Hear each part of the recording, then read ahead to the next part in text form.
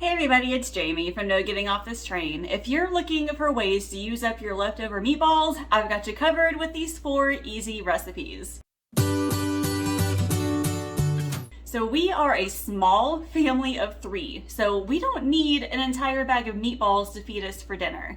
One bag of frozen meatballs at Aldi currently costs us about $6 or so, and we can take 2 meals out of that one bag of meatballs. So a lot of times I'll use half a bag and then realize I don't know what I'm going to use the rest of it for. I'll stick it back in the freezer, but then I'll forget about it. Over the past few weeks, I've come up with a few recipe ideas to use up leftover meatballs. Now these are easy and quick recipes you can easily make on a weeknight. You can add vegetables to it to make it a more well-rounded dinner. The 4 recipes I have for you today are meatball bombs, cranberry meatballs, meatball calzones, and marinara meatball subs. So let me go into them step by step. I'll show you how they're all made. This first recipe is cranberry meatballs. This makes for a delicious appetizer as well as a simple main dish. First, add a half cup of cranberry sauce and a half cup of barbecue sauce to a small bowl and mix that together. In a slow cooker, add half a bag of meatballs and then pour the sauce over top.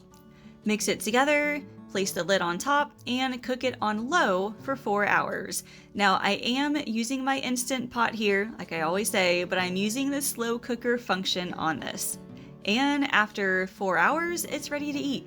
I served mine with roasted potatoes and carrots, but you can also serve with your favorite side items. And remember, you can also double this recipe if you're feeding more people.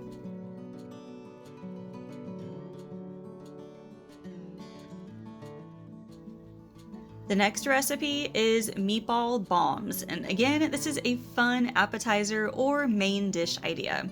First, open up a can of biscuits and use a rolling pin to roll them out flat. They're about 4 inches in diameter.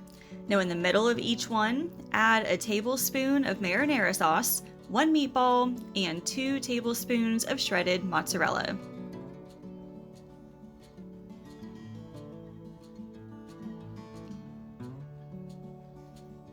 Next, fold the edges into the center and pinch the dough closed. It might get a little messy with the sauce, but it's okay. You'll repeat this process with all 8 biscuits, and then you'll place them seam side down on a baking sheet lined with parchment paper.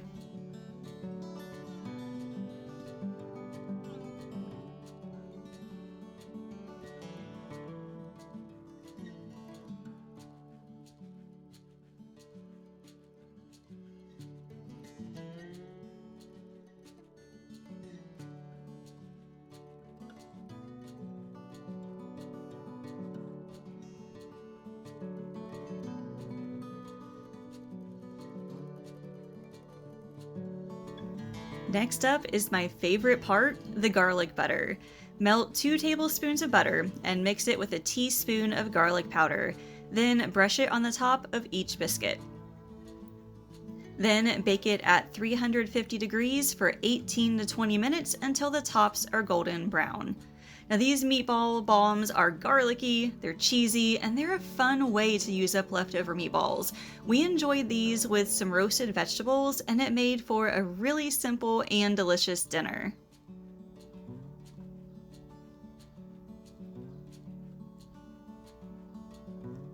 The third recipe is meatball calzones, which is pretty much the same as the biscuit bombs, but using pizza dough instead. You can use a homemade pizza dough if you want to, but I went the easy route and just used a can of pre-made dough. Lay the dough flat on a cutting board and use a rolling pin to roll it out as flat as possible. You want the pieces to be big so you can fold all the ingredients in. Next, cut the dough into 6 pieces and start topping them with the ingredients. Add 2 or 3 meatballs, a tablespoon of marinara sauce, and 1/4 cup of shredded mozzarella. Now I actually found that 3 meatballs was too many for this size of dough, so I'm definitely using only 2 next time. Now just like with the meatball bombs, fold the dough over the ingredients and pinch the edges together to seal them.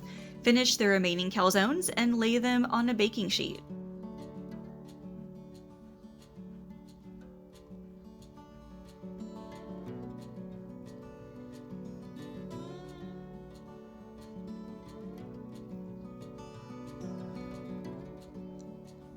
Bake these at 400 degrees for 10 to 12 minutes until the tops are golden brown.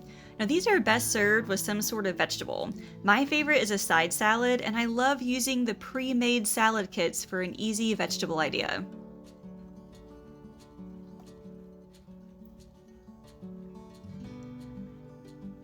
The last recipe is meatball subs. Now, I made a lot of tomato sauce meals in this video, but they're unique enough that I don't think they'll get boring. Start by adding half a bag of meatballs and a jar of spaghetti sauce to a medium pot. Next, add a can of drained mushrooms. You can skip this if you want, but I'm a huge fan. Mix it all together and place a lid on top, then let it simmer on medium heat for 10 to 15 minutes. Next, just assemble the sandwiches. I used sub rolls from Aldi and added a slice of provolone to the bottom. Then add 4 to 6 meatballs and it's ready to go. Now, is this messy? Yeah, I like to eat mine with a fork. You can also add any number of toppings to rival a sub shop. This was a huge hit that night. I have the full recipes for all 4 of these down in the description. If you want a printable version, make sure you check out the link with each one too. That takes you to my blog post and it has an easy printable format for you. And you can check out the roundup of meatball posts in the description as well, and that way you can go back and check because I'm adding a few of them every so often. So leave me a comment and tell me what is one of your favorite ways to use up either frozen meatballs or homemade meatballs.